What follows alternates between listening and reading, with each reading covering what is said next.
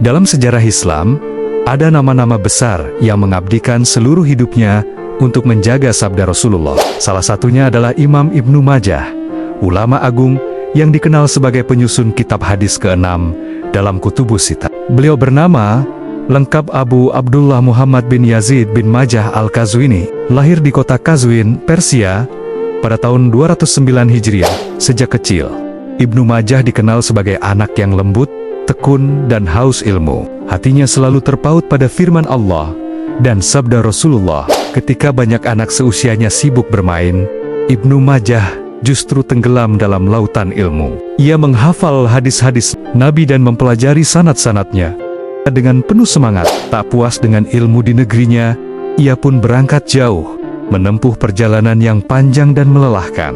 Ia mengunjungi Baghdad, Damaskus, Mesir, Khurasan, bahkan hingga ke tanah suci Makkah dan Madinah. Dalam setiap langkahnya, ia hanya membawa satu tujuan, menyerap ilmu dari para ulama besar dan menjaga kemurnian hadis Rasulullah. Ibnu Majah berguru kepada banyak ulama ternama, seperti Ali bin Muhammad As-Tanafisi, Abu Bakar bin Abi Syaibah, dan Ahmad bin Mani. Ia mendengarkan, menulis, menghafal, dan meneliti setiap hadis dengan hati-hati. Setiap huruf, setiap sanad, ia teliti dengan penuh kehati-hatian.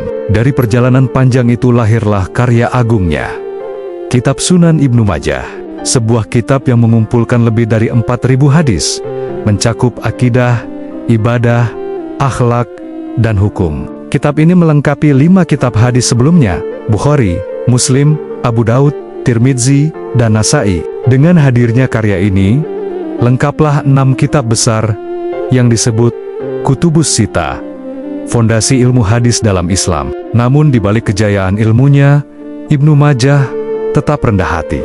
Ia hidup sederhana, menjauh dari kemewahan, dan tidak pernah mencari popularitas.